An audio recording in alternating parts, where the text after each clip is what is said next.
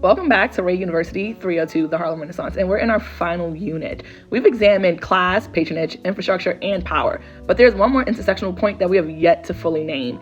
We celebrate Harlem's nightlife, we celebrate freedom, we celebrate experimentation, but we rarely say this directly. Many central figures of the Harlem Renaissance were queer, and people knew. So the real question isn't whether queer people were missing from the movement, it's why we remember them as if they were. Harlem in the 1910s through the 1930s functioned as one of the most sexually fluid Black cultural spaces in the United States. Migration, urban density, nightlife, and artistic experimentation created room for queer expression. But fluid did not mean safe.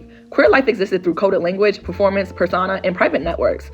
This wasn't purely secrecy, it was strategy. People inside the community understood, institutions pretended not to. Scholars have documented marriages shaped by social pressure and respectability concerns, what later scholars would describe as lavender marriages. Prominent Renaissance figures moved within queer social circles, wrote with queer subtext, and lived outside of heterosexual norms. Madam C.J. Walker's daughter, Alelia Walker's salons were famously queer-friendly and central to Harlem's party scene. Yet queerness was rarely named directly, then or now, and we have to wonder why.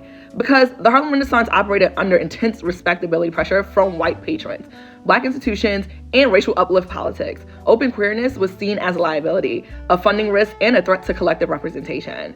So queerness wasn't erased, it was managed. Harlem allowed queer expression, but often in ways that could be publicly denied and privately enjoyed. This produced a split reality. Queer life flourished socially, but queer identity was muted institutionally. Black newspapers rarely affirmed it, major institutions avoided naming it, but everyone knew which clubs were that kind of space, and silence did not mean absence, it meant selective acknowledgement. One of the most visible and paradoxically tolerated queer spaces was the drag ball scene at Hamilton Lodge. From the 1910s through the 1930s, these balls drew thousands of Black queer participants, straight Black residents, and white spectators. They were photographed, widely known, and commercially profitable, but they were rarely defended. White fascination made them entertaining, but it also drew police, and police surveillance made them precarious.